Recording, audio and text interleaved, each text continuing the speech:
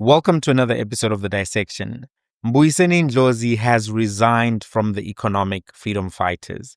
He made that announcement during an interview with the SABC. The progression of the story, if you haven't been following it, is that he was suspended off the record from the EFF before their policy conference and their leadership conference. He then resigned after that leadership conference from the EFF parliamentary benches. Now he has effectively resigned from the EFF and, as he put it, from party politics. So this is what he said about his status in political positions, organizations in South Africa at the moment. Here's what he had to say. I think it was important for Ndlozi to speak to the media, to explain himself. I have covered this story before, this developing story around Ndlozi and his relationship with the economic freedom fighters and his positionality in South African politics more broadly.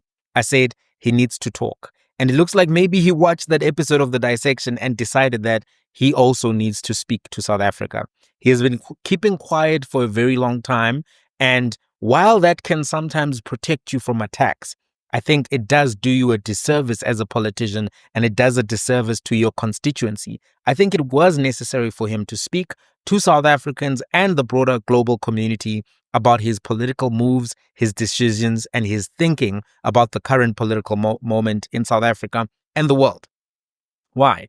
I think it was necessary for him to speak because he has a large following of his own, and some of the people within that following have committed time, energy, passions, money to supporting him and helping him in his political endeavors. So for him not to explain to those people and not to give any direction around his thinking, the things that have been playing out, would be a disservice and an abdication of his responsibilities to those particular people. You can't ask people to follow you wherever and then not give them any explanation once you get off the bus. If you say to people, let's get on the bus to Sandton from Braamfontein, and then at some point in the middle of the trip, you jump out at Rosebank or whatever the case may be, they have an obligation to say, but Chief, you said we're going to Sandton. Why all of a sudden are we jumping out of the bus? You have an explanation, an obligation to provide that explanation. I think it was necessary for him to do that. I also think at a higher level, it was also important for him to provide his thinking and reflection because he is a key academic in the South African political space. He has a PhD in politics from Wits University. Some of the things which are playing out would make people think about the Trotsky comparative between him and Julius Malema. Are you Trotsky? Are you somebody who is being pushed out of the far left political bus because you're a purist or you're not a purist or whatever the case may be? As a political academic, if you keep quiet, you are now silencing yourself at a moment when your thought leadership as somebody who has gone through undergraduate, honors, masters, and PhD, looking at these issues, being part of these debates is actually missing. You can't create that vacuum as a political leader at that level. So I think it was necessary for him to speak as an academic. I think it was necessary for him to speak because from his side as a political player, you still have to play the game and you still have to do the best to manage the narrative. Keeping quiet as a political player will not help you in politics and may even allow a narrative to cement about you before you can get a version out.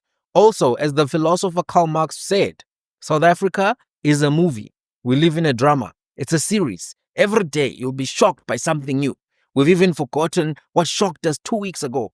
Karl Marx, in his book, Das Kapital, was correct about South Africa being a movie. I'm just joking. I know it wasn't Karl Marx, it was Mqebo Dlamini, in case you didn't pick up on the joke. So, in as much as the joke is just a joke, it's true. The attention span in South African music, politics, media can be short. And if you keep quiet for too long, people may move on and accept the version that was given by your political rivals, your political opponents, by the media, by speculators, by commentators. So it's important for you to get into the chat and participate in the chat. I said that prior. I'm saying it now. He has now provided his version. So there's a big question that many people had. Did he know that Floyd Shivambu was living? And should he have spoken up about it? He did address this particular question and gave his version. I'm going to give you my thoughts after we listen to what he had to say about what he knew about Floyd, what were his political involvements, aspirations with the MK party, what did he think about everything, should he have spoken to EFF members. This is what he had to say. Now, on the question of should Mbuyiseni Ndlozi have told Julius Malema and other leaders of the EFF whether or not Floyd Shivambu was contemplating joining the MK party, I think that he should have told them.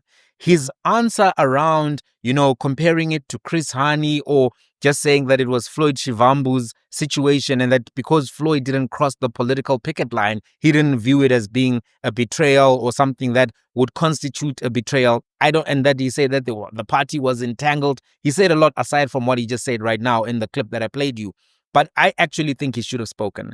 A political party is not like a company. The moment in 2024 is different from other moments because right now there is a government of national unity. There are a variety of developments. The EFF is on the back foot. The MK is in ascendance. You saying, no, it's not my place to speak. I don't agree with that argument. I don't find it to be a genuine argument, to be honest, with all due respect. The resignation of Floyd Shivambu was not like a normal company resignation.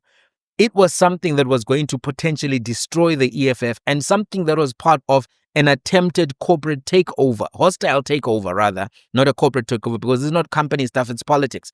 There was an attempt by the MK to get a series of people to leave the EFF at a critical moment so as to have the EFF actually say, no, we are just going to now become part of MK. It was a hostile takeover attempt, right? So it was supposed to happen in stages. Dalimpofu, Floyd Shivambu, Advocate Busiwe Mkhwebane, Mzwane Lemanyi, etc., to make it seem as if there's an avalanche, almost like a toppling or a falling of dominoes, the domino effect, pa, pa, pa, pa, pa, pa, pa, pa, pa. And then, boom, MK and EFF are one entity with Jacob Zuma at the top of that, so that now the impetus and the momentum then goes towards the MK side. That was something that was being attempted. This move had a potential to destroy the EFF, something that he helped build, something that he said he was a member of, a proud member of, an organization that he was fighting for and on behalf of in public had just been campaigning for. When an entity that you still hold shares and interests in is under attack, you do not keep quiet. You join the fight.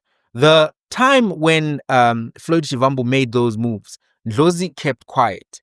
He held his cards to his chest. So this action, the action of silence, makes me believe that he was still trying to make a chess assessment about whether or not it would be appropriate or opportune for him to actually join the MK party, to actually put that final nail in the coffin, so to speak. But as he saw the turbulence within the EFF, that he wouldn't actually be able to retain his support base from the EFF, and maybe it would backfire in terms of him also being viewed as a betrayer and destroy his personal brand, I think that he then decided, no, I actually cannot take this move. So I do think he should have spoken, because this is an entity that is under attack. It's your entity. You should have told the leaders. You can't just say, I'm going to allow the organization that I'm part of, I'm building, I have a future in, to be destroyed by this guy who calls himself my friend and may very well be my friend, but I'm just going to keep quiet, let the destruction happen, and then remain in the organization.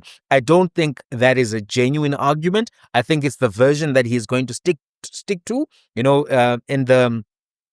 In the movies, there's often that phrase, that's my story and I'm sticking to it.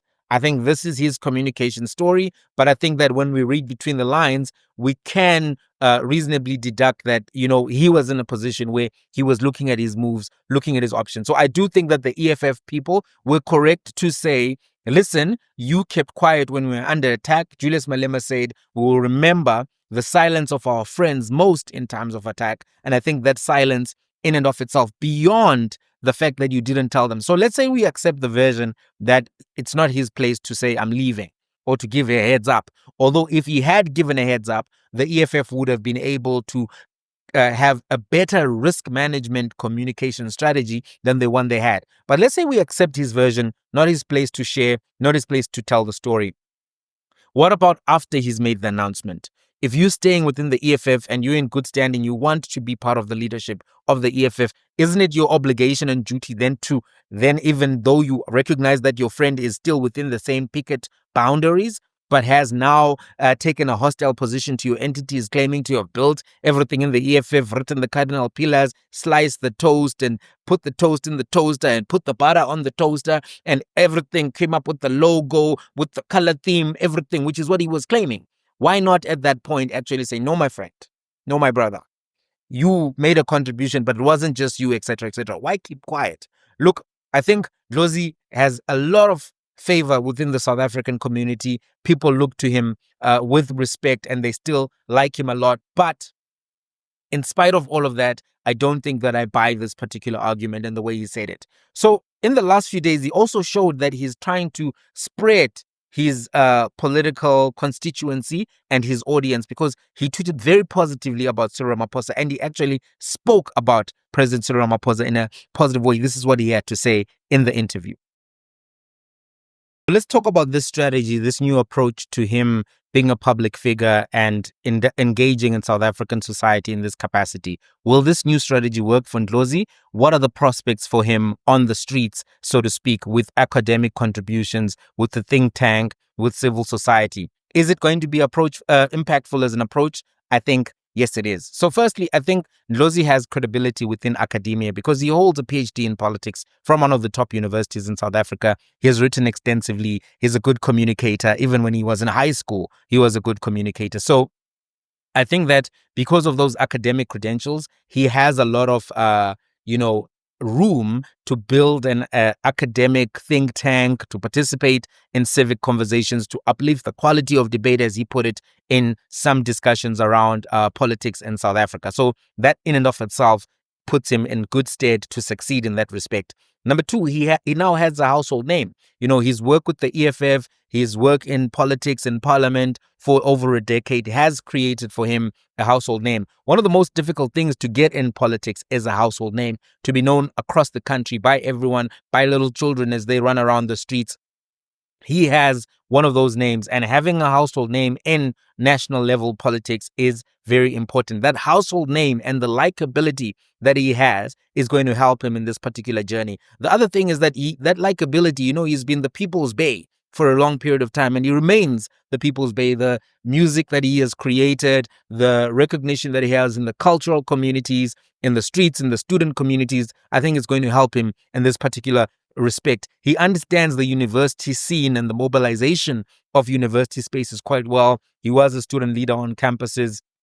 He helped the EFF campaign on campuses across the years. He has vast networks as well outside of the university space. So he has crisscrossed the country campaigning for the EFF. He has an understanding of community mobilization. He would have had to work with civil society organizations in Black communities in particular in his work trying to campaign for the EFF in Gauteng. And for example, in the last election in Limpopo province as well, where he was put there for a while to put order in the EFF branches and structures. So he has relationships. He has the ground level expertise and knowledge of how to actually execute some of this stuff. He's also correct that there's a weakness in civil society, particularly civil society that looks at issues that affect the majority Black population, the poor populations, the rural populations, township and informal settlement populations. Civil society is strong in the urban and suburban areas in particular. You look at organizations such as the Helen Suzman Foundation, AfriForum, several other NGOs, very strong, very well resourced, and they have demonstrated that they can use the institutions of the courts, etc., to get preferential lobby positions, policy positions for themselves, such that even the president can be WhatsApped by AfriForum at a particular point to amend legislation, and he will suspend the implementation of that legislation by 3 months because he got an SMS from AfriForum. So this idea that he can form a Black AfriForum or some version of a Black AfriForum is one that I think will be something that has a lot of appetite and reception, particularly now when people are seeing the damage that can be caused by an entity such as AfriForum on the global stage, especially when they're unchallenged, speaking by themselves at conferences, etc. So Ndlozi actually has identified a weakness, something that he can uniquely contribute to addressing, not necessarily to the exclusivity of other people who have interests and also mobilization talents in those particular areas. But he has shown that, listen, I can actually go in and have an impact. I'm somebody who has the brand, the resources, the talents, the aptitude to be able to work in that space and make an impact. He has the respect of many people on the left in South African political circles, in civil society, on the streets, and that is likely to help him. This strategy, right, aside from everything I've said, will keep him on the political radar and allow him to retain some relevance in the South African political space. Because the ground is very, very uncertain right now. He may at a later stage make peace with Julius Malema and the EFF and go back to the EFF. He may find some room within the ANC based on his kind words and reflection of Cyril Ramaphosa and those tweets. This could buy him some wiggle room. The reality is the political environment in South Africa right now is very fluid. To stay in the game, it may be necessary to exit the fund stage, to keep your options open, and to wait for the right opportunity to make a move. That may happen for Ndlozi after the local government elections and the ANC conference. After local government and the ANC conference, that's when the ground will become very clear. Local government is 2026, ANC conference is December 2027. So if you're trying to see where the balance of forces, the power dynamics on the ground, you need something that will give you time, keep you busy, and allow you to be able to re-engage in January of 2028, well before the 2029 elections, but avoiding some of the hits that may arise from being involved in this stuff.